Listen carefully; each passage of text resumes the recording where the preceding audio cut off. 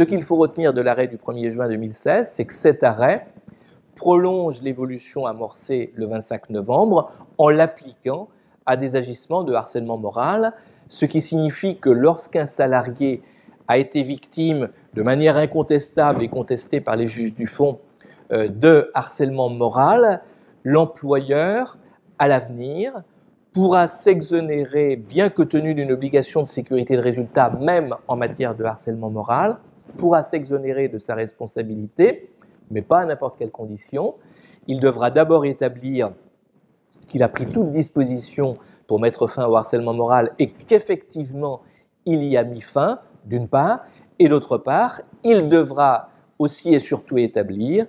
qu'il avait pris toutes les mesures de prévention exigées par la loi, par les dispositions que j'ai évoquées tout à l'heure,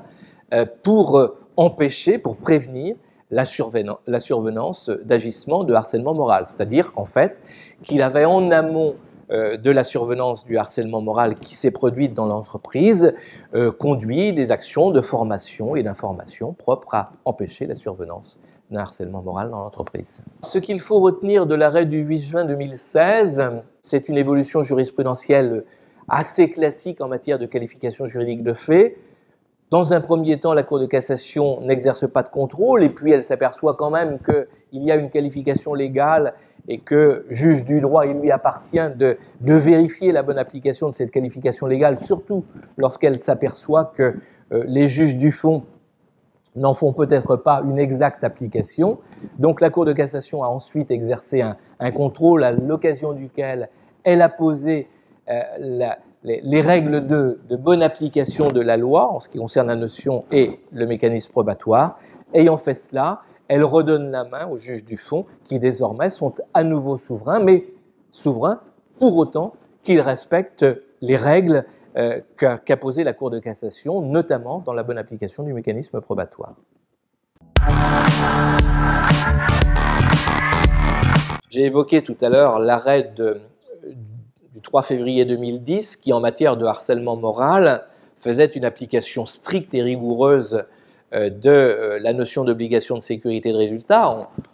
dont il résultait que l'employeur ne pouvait jamais s'exonérer, sauf à établir un cas de force majeure. Et le même jour, le même 3 février 2010, il avait été rendu le même arrêt, non pas en matière de harcèlement moral, mais en matière de violence commise par un salarié à l'égard d'un autre salarié,